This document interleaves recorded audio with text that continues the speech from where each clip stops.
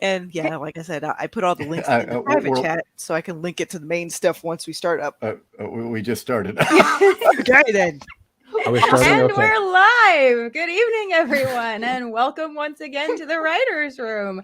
I'm your co-host, Kat Rocha, the night editor, and with me, as always, is your pal, author, and alien in a human suit, Jay Ishiro Finney. And we also have in the room Fiona, a trapped Florida woman in retail. And tonight's special guest is Rob Kroese. How are you doing this evening? I'm doing pretty well. I'm actually in Cancun right now, so I'm doing well. Yeah, that's really well. Nice. Yeah, vacation. More or less. Yeah. Whenever I finish, well, I live in Michigan, so the weather is terrible this time of year, and so I try to get out whenever I can for at least a month, like around this time of year when like winter is becoming intolerable.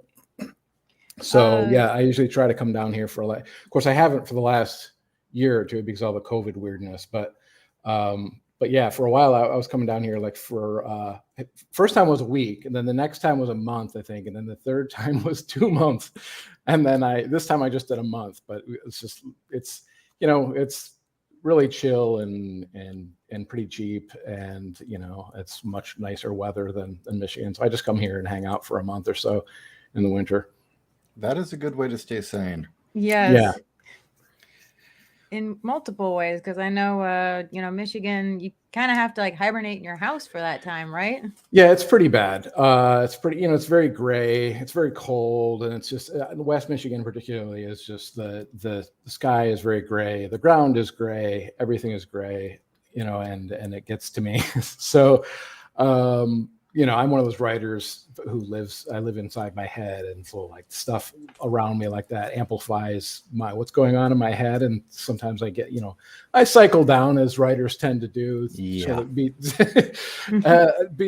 susceptible to those, the demons and stuff. And so I realize that at some point that I'm just like, I need to get out of Michigan for the winter. And so it's a mental health expense for me to, and I just finished the second book in the series that I'm working on right now. So I just finished that, and then I literally 3 days later got on a plane. And so this is kind of a break for me too.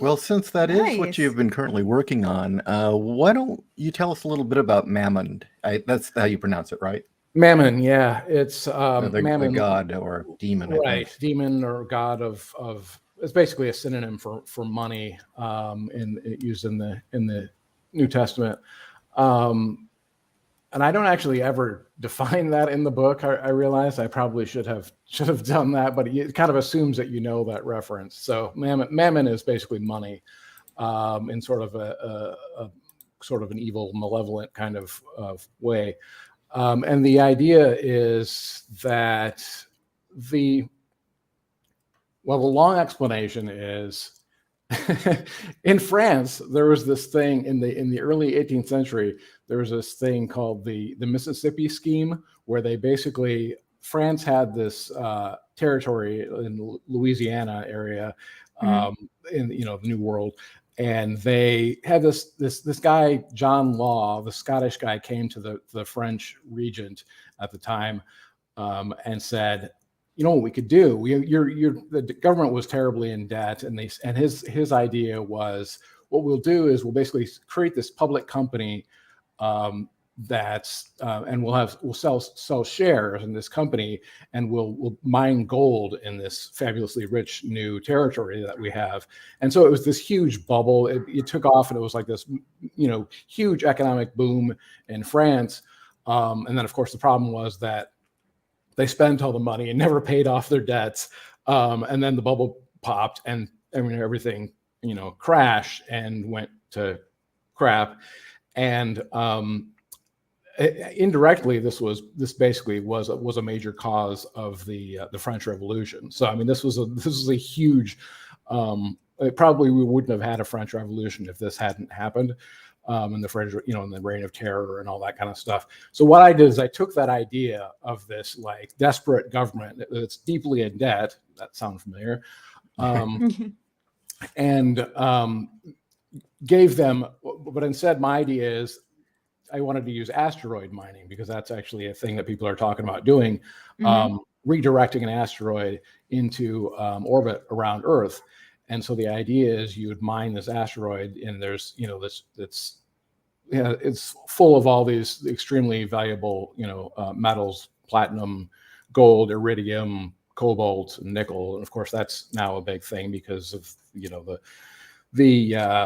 the fight for resources and with China and everything and stuff. So I took basically the John Law Mississippi scheme and transposed it onto sort of a near future scenario in the United States where there's this crushing debt burden, and this entrepreneur has this idea. Well, what we could do is we capture this asteroid, and then we can, we basically sell stock, and we basically kind of sleight of hand, we kind of pay off the debt, some of the debt with this this asteroid scheme.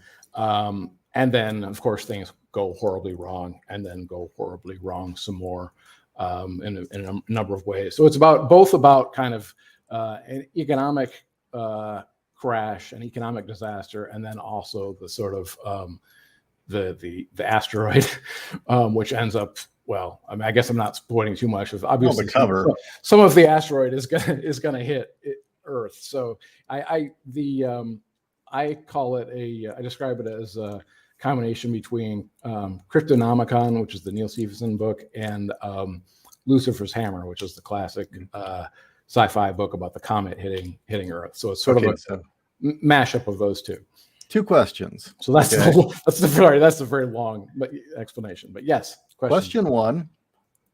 So the impact, was this intentional, or did just someone do really bad math? Sorry. Okay, is that the whole question? Oh, no. And then question two. Okay. What happens to the diamond market when suddenly the market's flooded with a bunch of new diamonds? Yes. So that was actually kind of the reason, the thing that intrigued me in the beginning. One of the things that I don't know if you remember this comic book, but in Marvel Comics there was this big thing about the Secret Wars in like the late 80s. Yeah. And okay, so then there was the Beyonder, and then the Beyonder came to Earth, and there was a Secret Wars 2 thing where he comes to Earth, and then he's basically almost omnipotent, so he can do whatever, and so he's just like screwing everything up in the world. And at one point he turns this entire building in New York into gold, and then of course the building collapses, and then the government has to figure out, what are we going to do with all this gold? Because if we just let it go into the economy, it's going to just disrupt everything and destroy the economy. And so they end up dumping all this gold into the Marianas Trench, I guess, like the deepest point in the Atlantic or something. And I just thought that was such a fascinating idea. Like you have this gold that suddenly you have this mammon, this wonderful thing that everybody wants, and you panic because it's like there's way too much of it, and it's going to wreck the economy because nobody knows how to handle it. I thought that's such a fascinating idea, and so that's where I originally, because you've probably seen these stories about these asteroids. I forget what the name of it was. The one that's supposedly worth like hundreds of trillions of dollars or whatever, and it's going to make everybody a billionaire, which is ridiculous because it doesn't work that way. No. But the idea of that, I kept thinking of that, like what if that amount of wealth suddenly was available, and how would that affect things? But to answer the first part of your question, it's an accident. Things go wrong. Okay. So the idea is to capture this asteroid. Things go wrong and it doesn't get captured as it's supposed to. And I won't spoil more than that, but things go wrong, and parts of it at least hit Earth. And then there's kind of a desperate, after the tsunamis and all the earthquakes and everything, then there's this kind of desperate rush by all the nations to get to this wealth and can control it. So okay, so interesting. Yeah. Okay, one other question, and this is just me being an obsessive geek here. How many meters is it? It is, I think it's a I've actually got a spreadsheet on this. Somewhere I've got it. I think it's 1,000 meters. It's a kilometer in. Ouch. Yeah, so it's pretty big. So if the thing hit as a single piece, that's it. I mean, if an asteroid that big hits Earth, it's bad day.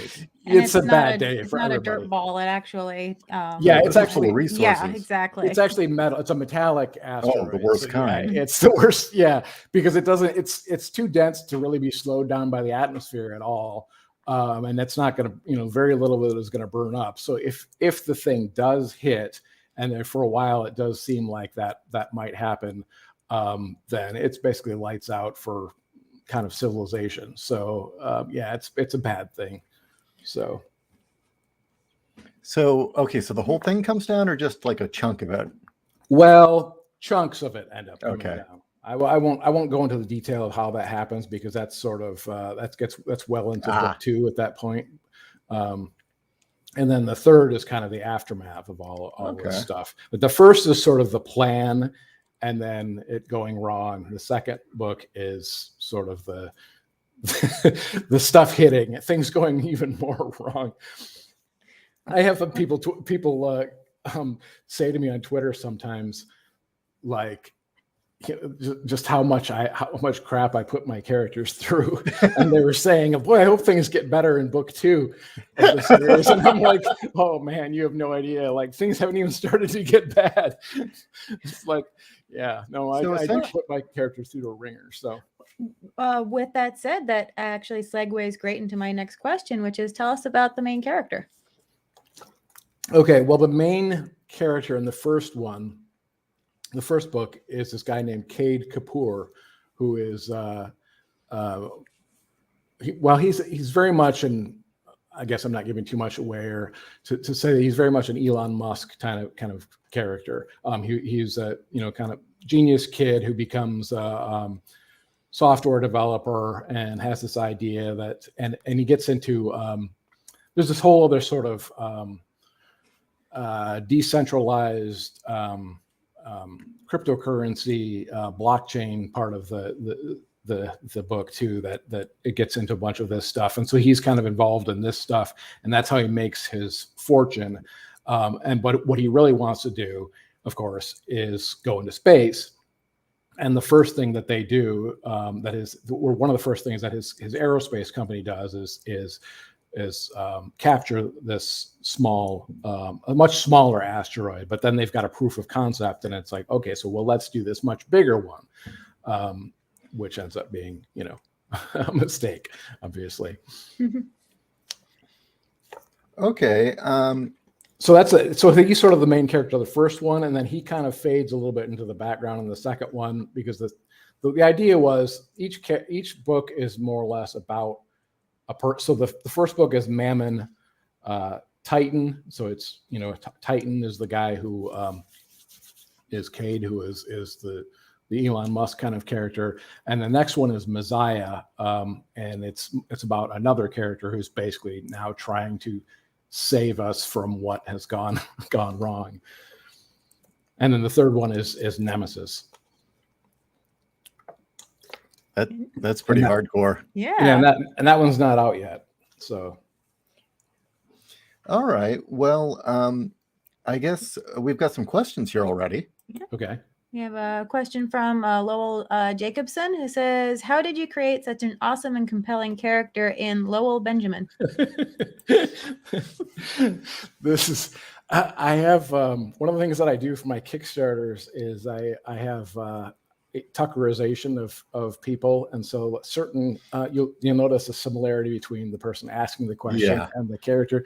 So, and I believe that this same guy, he's a good friend, a guy, I know him personally, big supporter of my books, and I believe he's also got a character with the same name in one of Travis Corcoran's books, the Aristillus series. So I think now he's got a pedantic lawyer character named Lowell Benjamin, who is in both of these worlds. So this character kind of transcends two different universes. So yeah, he is very much inspired by the actual person. So it's kind of fun to do sometimes. Sometimes I just randomly name people after things. And there's no real, I have a Kickstarter supporter and there's no connection really. It's just like, okay, I need to name this character something. I have a Kickstarter supporter named, Bob Smith. And so that's his name. But other times the character does actually resemble the person. And then this is one of those cases. Very cool. Yeah. So moving on to another one of your series, I was going since this is something we've all read or more familiar with here, your pulp character and the accompanying spin-off book of Pepper Melange. Yes. Yeah. So Rex Niolo is the sort of wheeling and dealing kind of Han Solo if he were even more of a jerk and insane character. I really like how your book titles, a lot of them are puns. Yeah, that's the first one was Starship Drifters, which is I actually had a hard time coming up with a title for that. I didn't know what to call it, and so it ended up being so that's kind of a reference to Starship Troopers, obviously, and so I kept that going with. Let's see, the second one. I'm trying to remember the order that I wrote these in now. I think the second one was Out of the Soylent Planet. Yeah. Anyway, that's the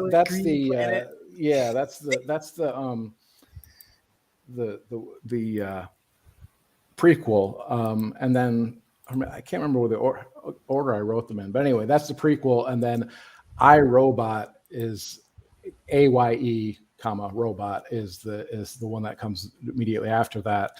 And then there's the Wrath of Khans, which is the last one.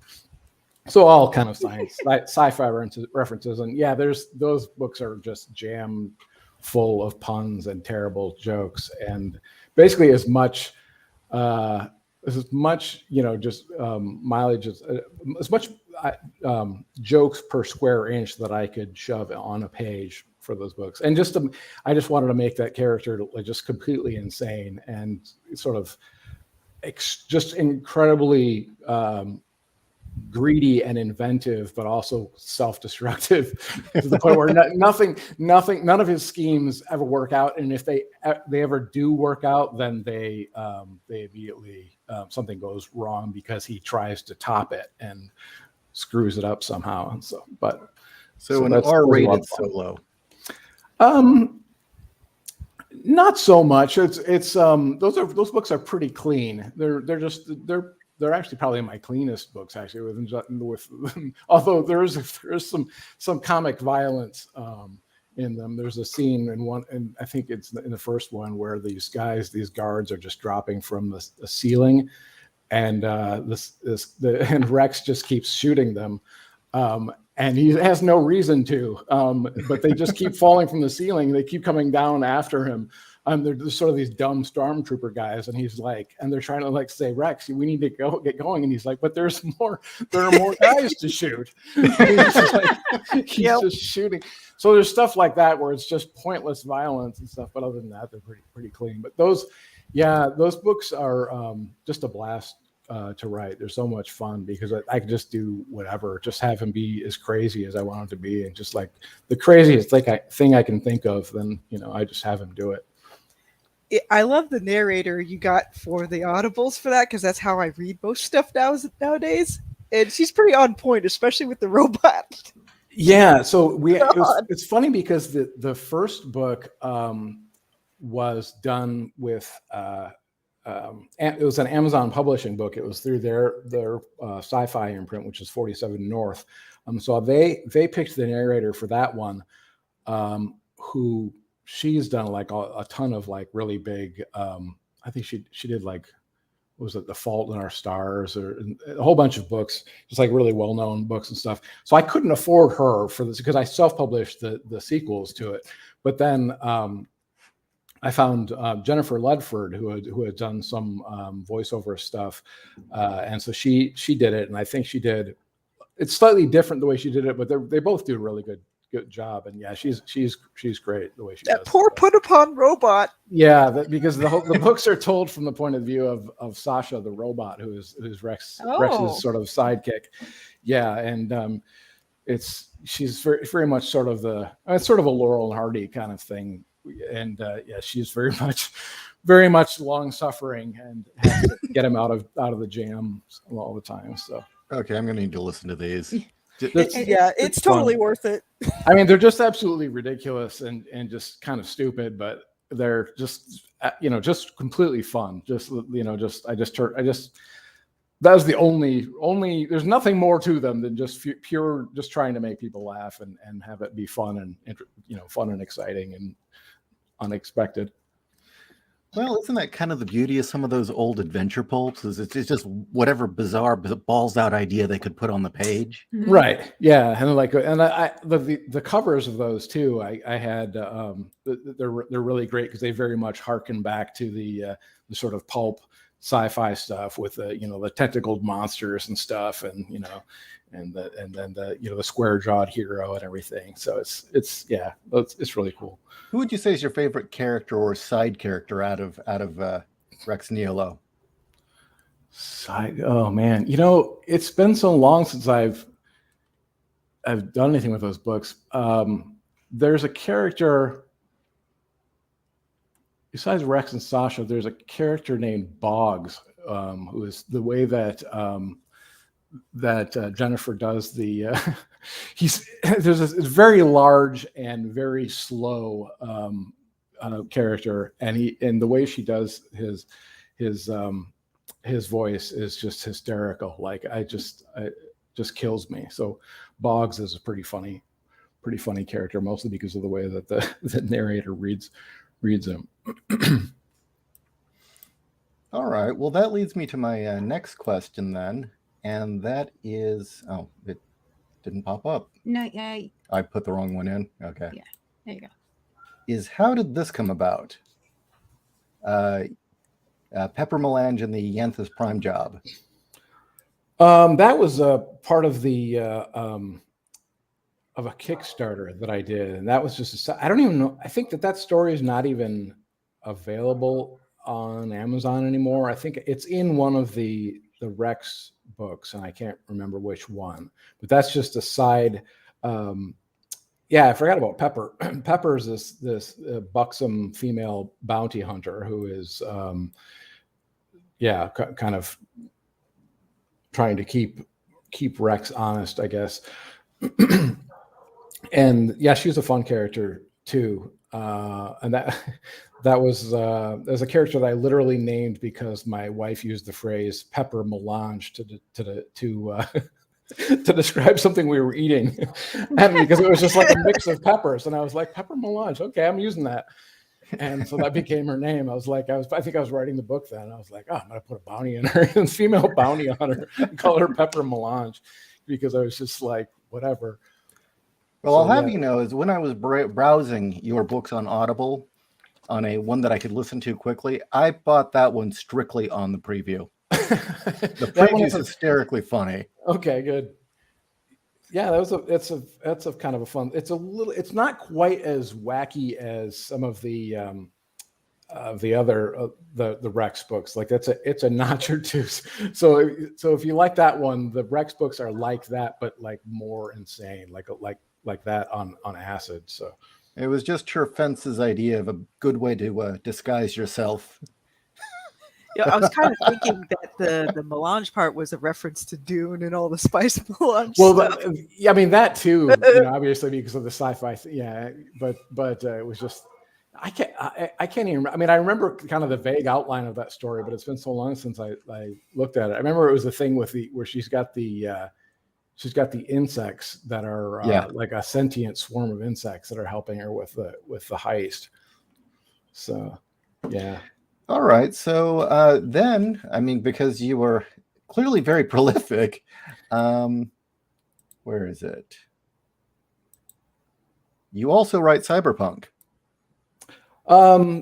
Yeah, sort of. I wrote. I assume you're talking about The Big Sheep.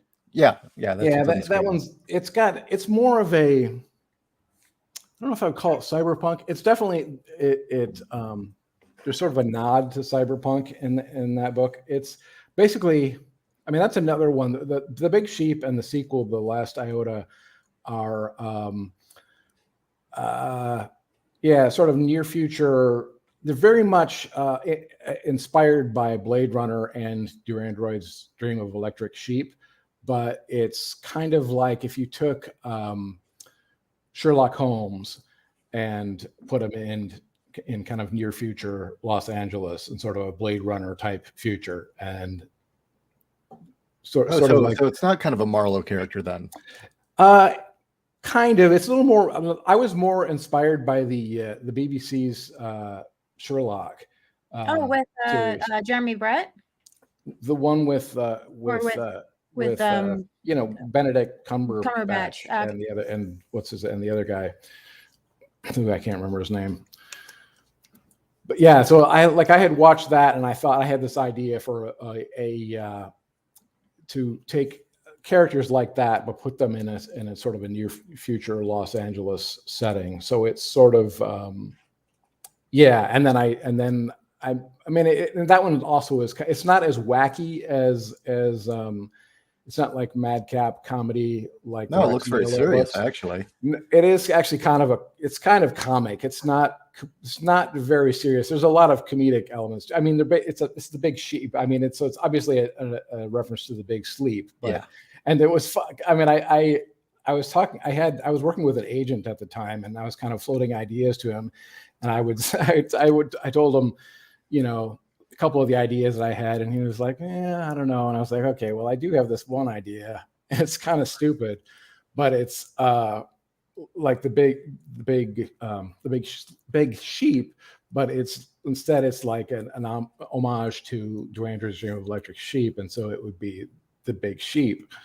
And he was like, "Oh, I really like that." And I was like, "Okay, well, I'll write a few chapters and see if you like it." And so he liked it, and then we sold it to publisher and sold that and the sequel. So, well, Kat and I are both very curious about this book.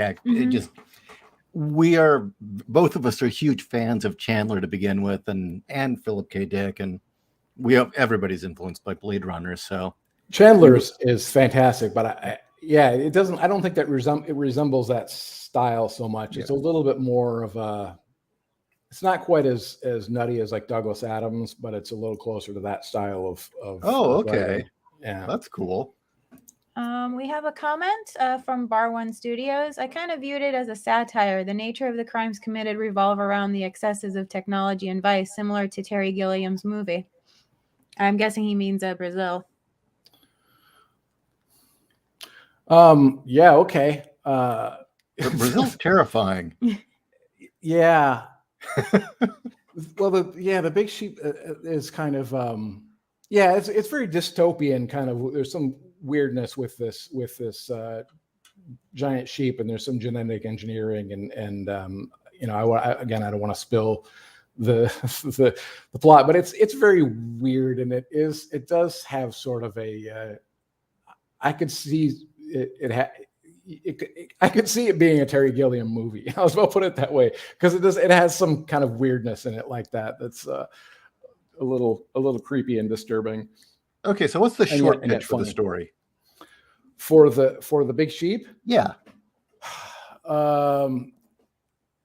The short pitch is there's a very large sheep that's gone missing in Los Angeles, and it's very important that the main character find it, who's a detective, and so he's hired to find this sheep, and then of course it ends up being tied to a sinister. No, but the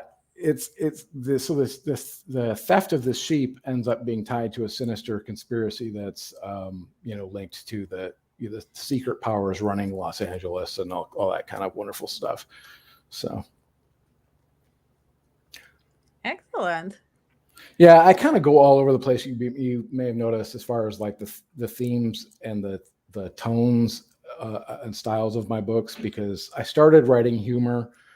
My first novel was called Mercury Falls, and I will fully admit I had no idea how to write a novel. I had written a lot of humor pieces because I was doing a sort of humorous blog at the time. And so I thought, well, I can write humor, so I'll just write a bunch of humorous chapters and try to like kind of string them together as some kind of a plot. So Mercury Falls it doesn't have the strongest plot, but I do think it's pretty entertaining because it's funny. And then I wrote a few more of those Mercury books, and then I wrote a sort of humorous kind of a Terry Pratchett-ish fantasy series, Disenchanted, and then Dystopia and Disillusioned. And then I wrote, more the sort of a Rex Nihilo book, Starship Drifters, which were also humorous. And then I got into some more serious stuff and did. I have a book called Schrodinger's Gat, which is actually fairly serious. It's kind of a funny title, but it's all about. I call it a quantum physics noir thriller. So that's different. Then I have tell us more about that one. That's cool. Yeah. Man, how do I even describe this? Some of these books I haven't really thought about that much, because usually people ask me about like my most recent book or two, and then so I can talk about that one. So this one was one of the, I wrote this like, I don't know, 8 or 9 years ago now. So it explores the idea. Schrodinger's Gat explores the idea of sort of the quantum weirdness, the weirdness of quantum mechanics, and ties it into sort of a suspense thriller type story. I'm trying to even think of how to describe this.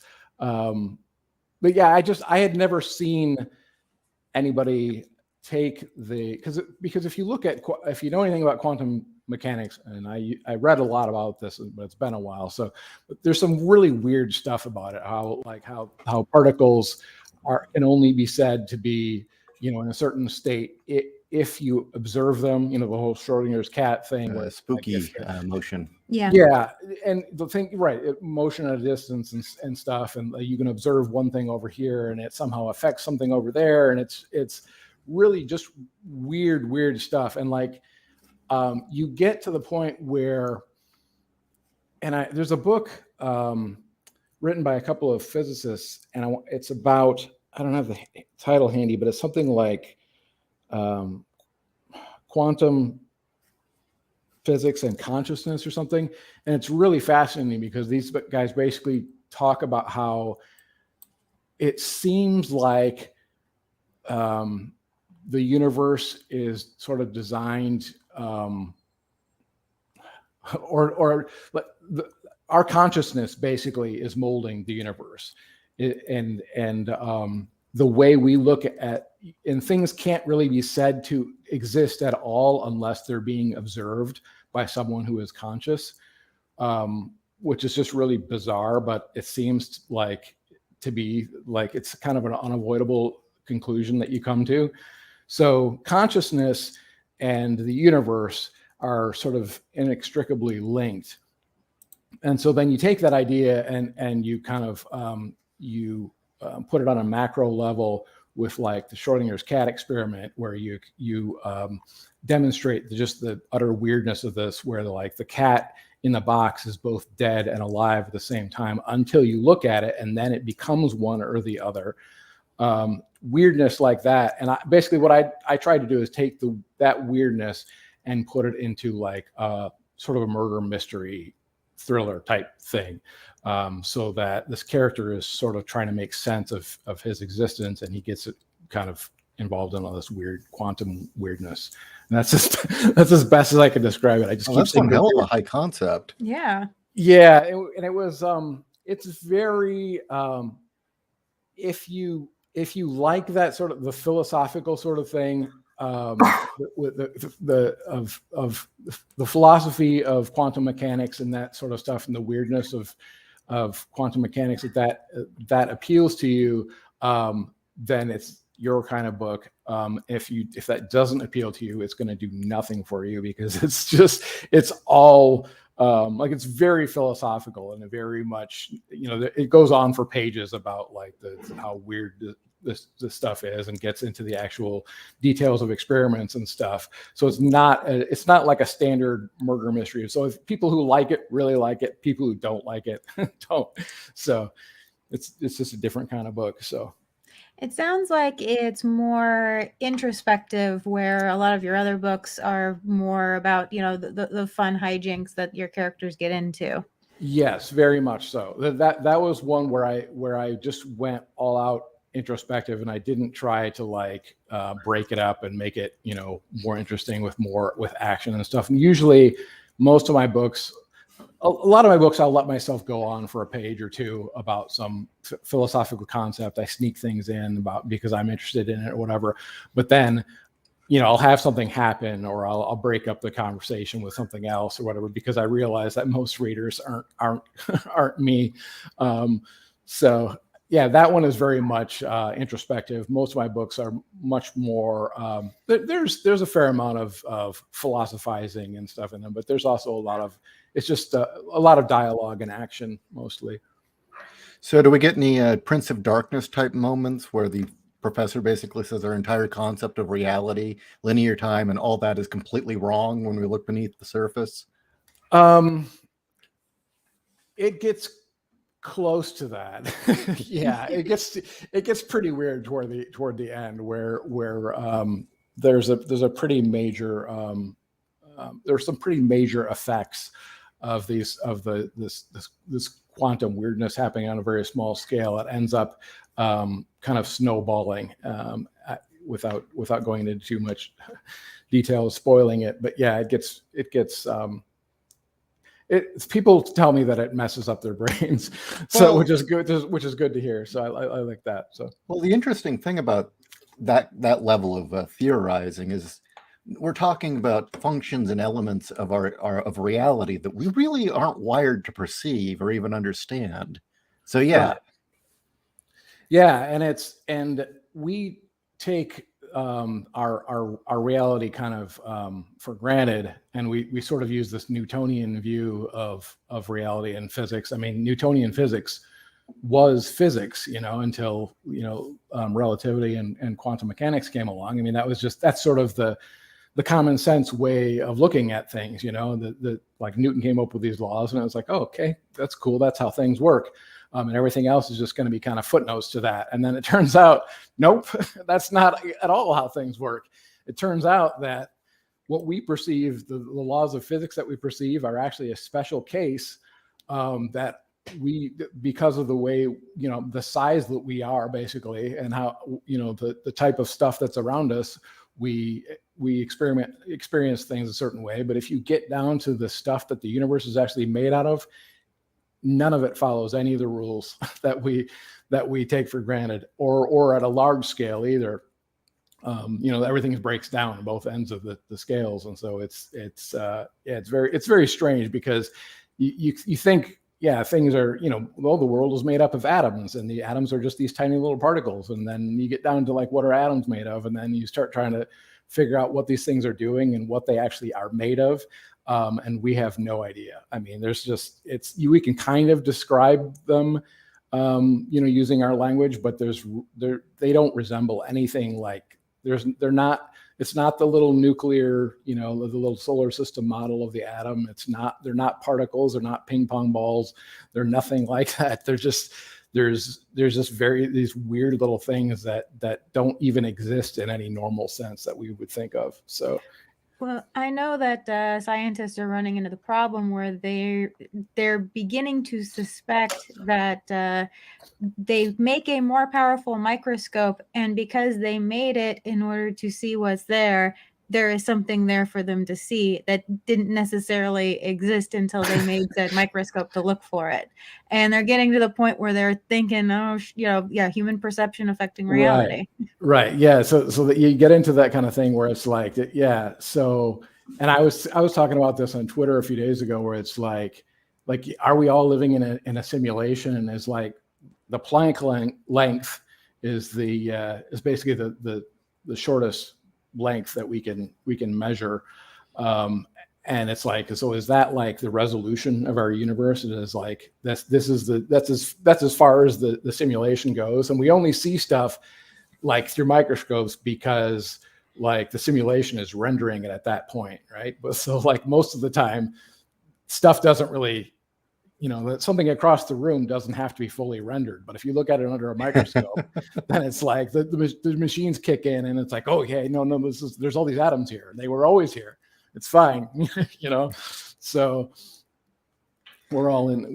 You get to start thinking that we're all in the Matrix, and it's pretty weird. Well, sometimes I think that maybe a different way of looking at it would be, instead of, okay, this is a smaller level, this is a smaller level, this is a smaller level. Every time you break a mirror, there's still a bunch of little mirrors. And if you break those, there's still a bunch of... Yeah. So in a sense, are you really just looking at the same thing over and over again on smaller scales? Could be fractals going on forever. Yeah. Mm-hmm. Okay, well, since we're going way back into past books, let's jump back forward to Mammon, since that is what you're currently promoting. So did you, how deep did you get in on this? Did you talk to the guys at JPL or anything like that? No, I did not. It's funny that you should say that, because my brother, I think he still works there, works cool. at JPL.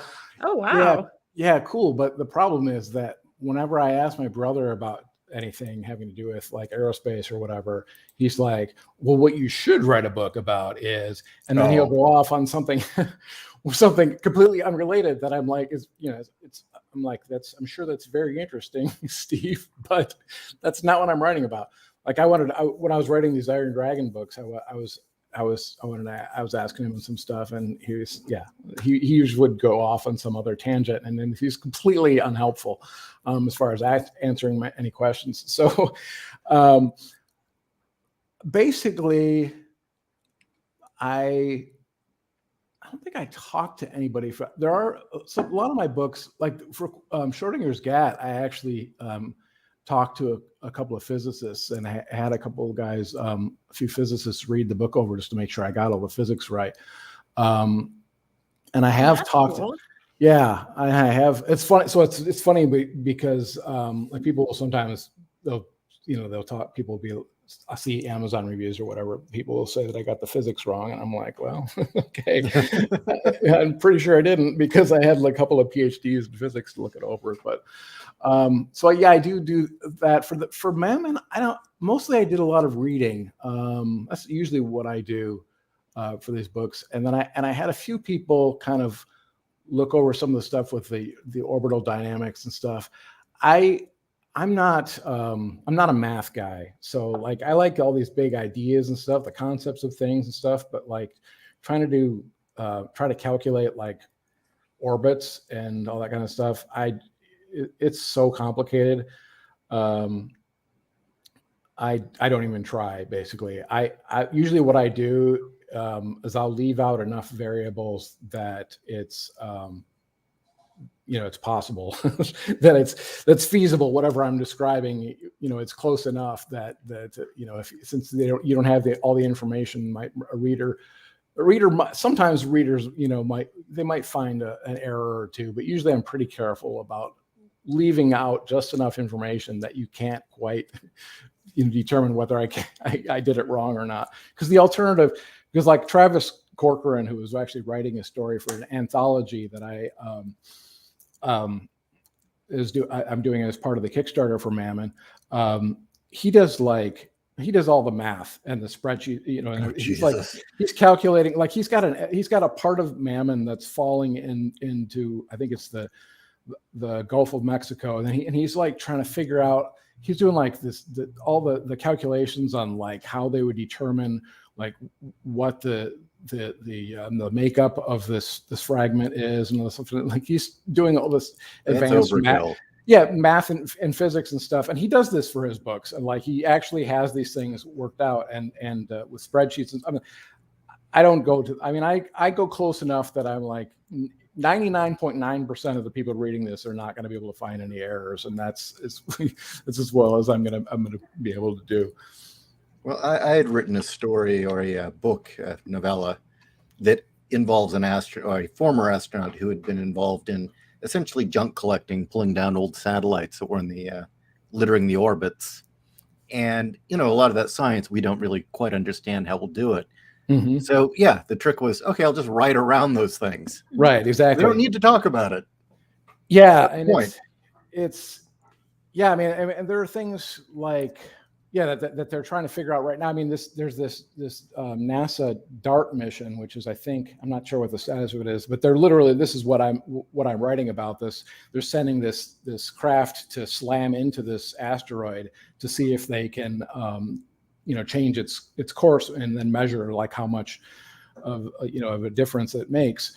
So I'm just taking that taking that and extrapolating from that, but it's like these experiments are going on now, so it's like obviously I just gonna have to assume that it works, and then and that if you have enough of these things, you can slam it into an asteroid, and if the asteroid is metallic, it's going to hold together, and so you can slow it down enough that you can move it into orbit.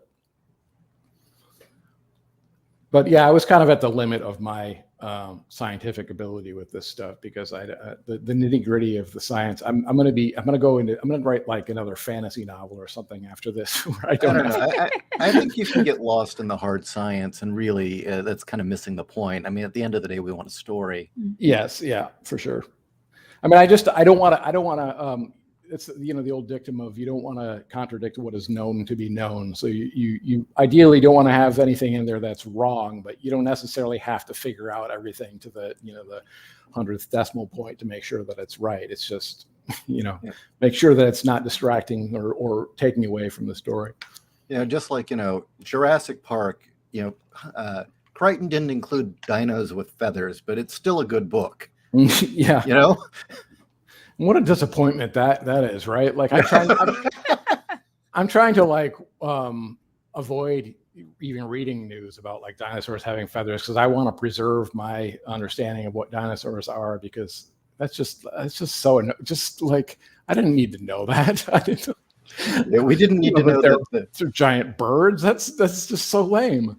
It's like giant chicken going across the prairie, and it's like the size of a 2-story house. Because they can't even fly. If they were like dragons, that would be awesome if they could fly. But they're just like these big, heavy, lumbering, flightless birds. Well, to find out that the T-Rex is directly related to a chicken, It is. That was like, really, seriously? Yeah, that's just disappointing. I don't want to know that kind of thing. Okay, so we're kind of coming up to the end here. So let's talk about this convention first. Yeah. Oh, yeah. I didn't even go into that. Yeah, that's right. That was like my one thing that I wanted to talk about. So BasedCon. We had the first one this past year. It was kind of just a wild hair idea that I had. I was talking with a few other authors on Twitter, and I was like, well, to back up a little bit, sci-fi cons used to be fun.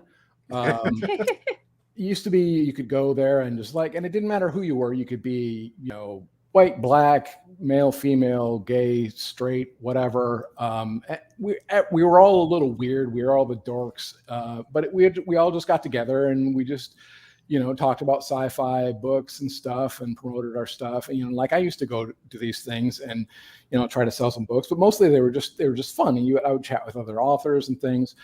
And then a few years ago, maybe, I don't know, 5 years ago or so, maybe a little longer, everything started getting toward this, what do you want to call it? It's wokeness and social justice stuff. And so everybody was, you had to have, your name tag with your pronouns on it. And you had to be, everybody had to be very much, conscious of whatever about what, you had the right amount of representation at panels, and you had to avoid being whatever hate speech and blah blah blah. And it was just like when that got more and more widely defined, and so that basically it was got to the point where if you were kind of a more conservative or libertarian or even just kind of a mainstream sort of person, you got to feel kind of uncomfortable because there was this very, kind of authoritarian kind of wokeness. I mean, there was a guy, you probably know the story of, God, what's the guy's name? It's slipping my mind, but he got kicked out of Worldcon literally because at one of the panels, he made a point of saying that people were too sensitive. He said, man, I almost had his name. I apologize. Was it the short fiction editor? It was, yeah, he's an editor. Is it Truesdale or something like that? I think Dave Truesdale. Yeah. Anyway, the guy literally, and he had it recorded because which is hilarious because they like tried to say that he was being abusive or whatever, but then this recording came out, and all it was him saying, you know, people that need to stop being snowflakes, stop being so sensitive about everything. That was the most offensive thing that he said. That was literally it. They kicked him out of the con for that. I mean, so when I say that it's getting out of hand, I mean, I'm not exaggerating. That was a few years ago, and things have just gotten worse. Mhm. Rob, we started in the comics industry, and we got in it 2006, and Yeah. we just watched it Oh, yeah. spiral. It's Yeah. insane. It's literally insane. Like, it's just, you cannot believe how bizarre, just weird it's gotten in Oh, I can. sci-fi. And yeah. So anyway, I thought we should have a sci-fi con that's fun, and it's going to be based, meaning kind of the opposite of woke. It's going to be, and I didn't want to push any, particular political viewpoint, but I wanted to say, look, men and women are different. There are, some basic facts about reality that we have to acknowledge. And then we're just going to go there and show up, and, there's going to be no pronoun garbage. There's going to be no enforcement of speech codes or anything. People are just going to go there and be cool and have fun. I rented a place. I had no idea what the attendance was going to be, whether I was going to end up taking a huge loss on this thing. We actually ended up making money. I capped the attendance at 70 people because I'd never done this before. And I was like, I don't know how many people I can handle at this thing. So we had 70 people and it was a blast. Everybody had fun. It was great. And so we're doing it again this year. It is actually September 9th to 11th. This coming September, and it's in Norton Shores, Michigan. If you go to basedcon.com, all the information is there. We're still planning this year's event, so there's no panels or anything up there yet, but we've got a bunch of authors who are going to be the guests there, and on the website and everything, and all the information about registering is on there. And it was a blast. Everybody was there. It was they were so happy to have something like this again, because it was so much like cons used to be. And it was still kind of a smaller group. And it's going to be a little bigger this year, but it's still going to be pretty small, maybe 100 people, because we want to, manage the growth of it and not get ahead of ourselves here. So, but yeah, it's going to be great. It's going to be a lot of fun. I'm really happy about it. Well, by all means, before on the eve of the con, let us know. We'll promote the hell out of it. Yeah. Oh, for sure. Yeah. I'll be, and we're doing, I think we've already got, let's see, I just looked the other day, and we've got close to, I think we've got like 65 people registered now. So we're getting close to last year's numbers already, and it's like 6 months away. The end of March, the prices are going to be going up. I've got like the discounted registrations on now. So anybody who wants to register this month, that would be a good idea. Go to basedcon.com and register. Otherwise, registration will be open, slightly more expensive, till pretty much till September or whenever. So yeah, I'll be plugging it more as it gets closer. I only wish we were closer. Yes. Where are you guys located? Arizona. We had a few people come from, let's see, the furthest ones were probably Washington State. We had people come from all over Texas, down the south and in the east. And I'm not sure if we had anybody from, well, we don't think we had anybody from Canada, but there was still, I don't think the Canadians could actually leave their country. So that was, so that was unvaxxed, so we can't fly. Yeah. yeah, that's a problem. Yeah. So yeah, I've run into that too. People, a lot of people drove. Yeah, I think that the people from Washington drove. A lot of people flew, but a lot of people drove too, and a lot of people drove long distance too. So yeah, we had people from all over the country. It was really cool. Well, it's great that you're doing this, and this is what needs to happen at this point. We got to, we built. It was people like us. It was Gen X and the Boomers or the Post Boomers that built. The comics conventions, the sci-fi cons, and it really took off during the 80s and 90s. We built it, and then these people came in and just completely set it on fire. And at this point, we got to set up what is it? So we're gonna have to build up our own club with with blackjack and stripper poles. Exactly. We got to start over.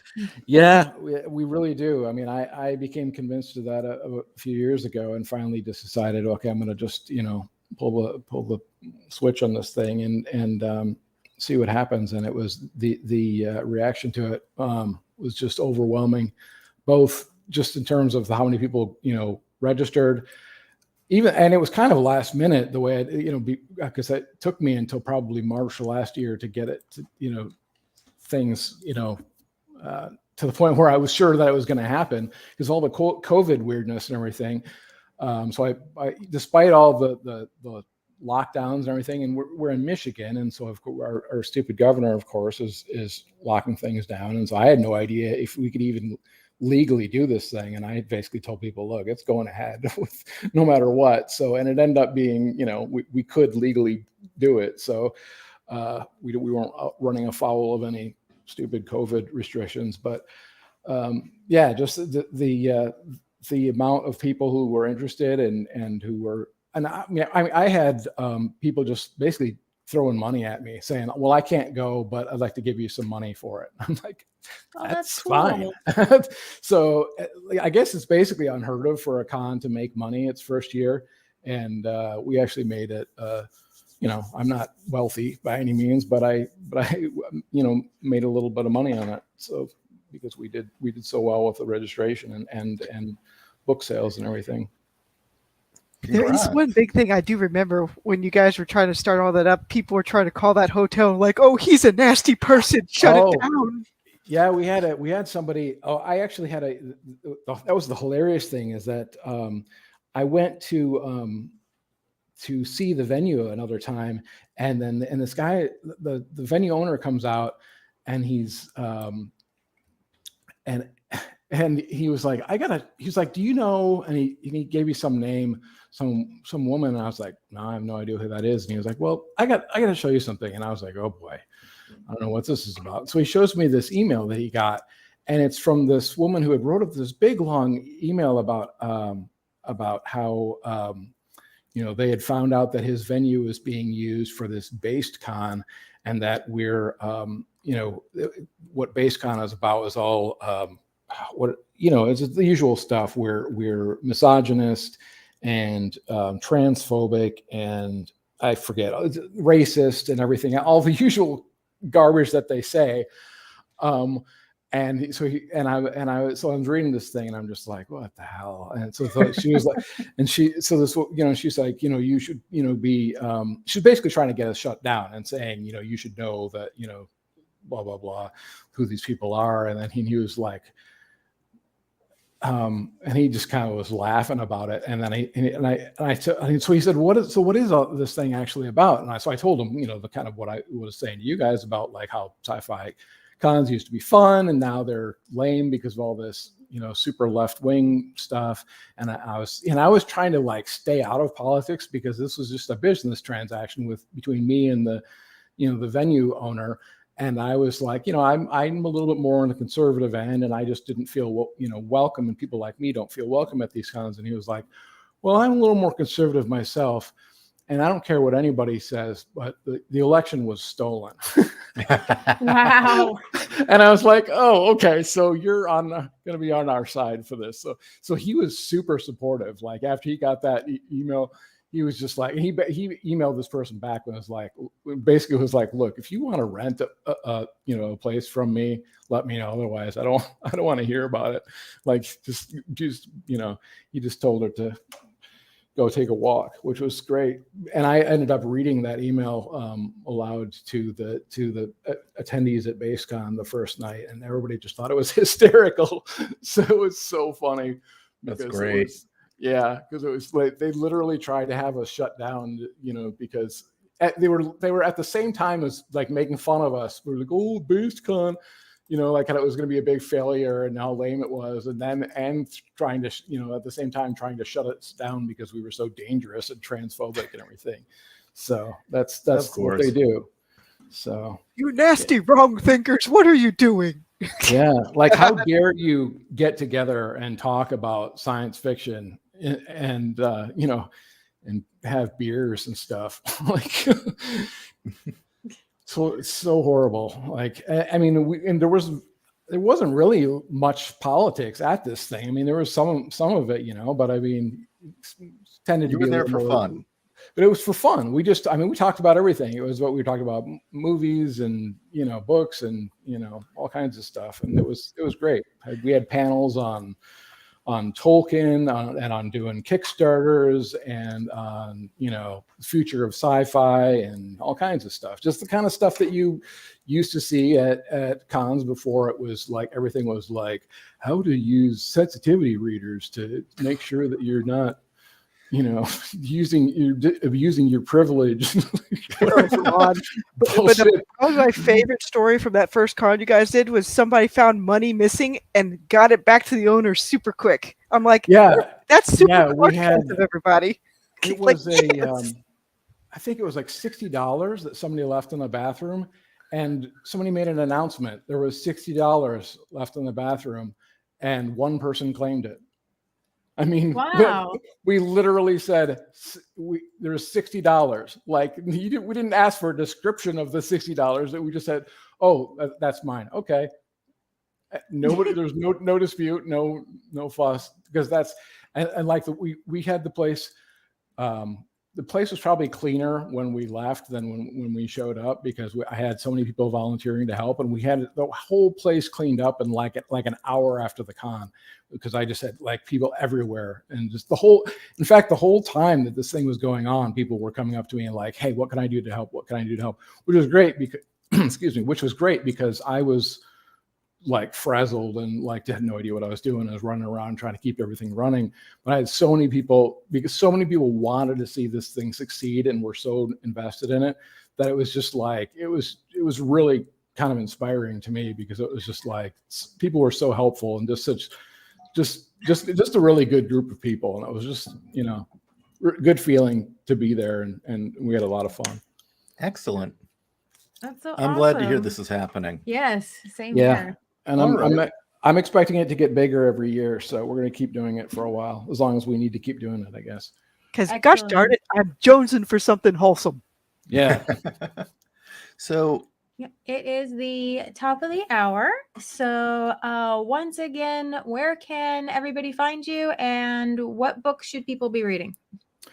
Well, my website, which is pretty unupdated at this point, but I'm badnovelist.com, and my latest series is Mammon. If you just go to Amazon and type Mammon, and my last name is Kroese, Robert Kroese, and I'm also on Twitter at Rob Kroese, always causing problems there. So that's probably about it. Oh, excellent. Well, thank you again so much. Yes. A few more notes real quickly. It. Sorry. Next, I am recommending everyone tonight to subscribe to or follow Upstream Reviews. Mm-hmm. Same goal as this show, getting readers hooked up with books that are good, that aren't woke, that are interested in storytelling. So that is one recommendation, and we need to let Fiona tell where. Yes. Fiona, where people can find you? Oh, me. I'm also on Bird site at Fiona Wolf 2. And I also have my blog. Oh, all you got to do is search for the Uplift Protocol and you'll find it. And finally, as always, I'm going to push my novella, Scars, which is sci-fi.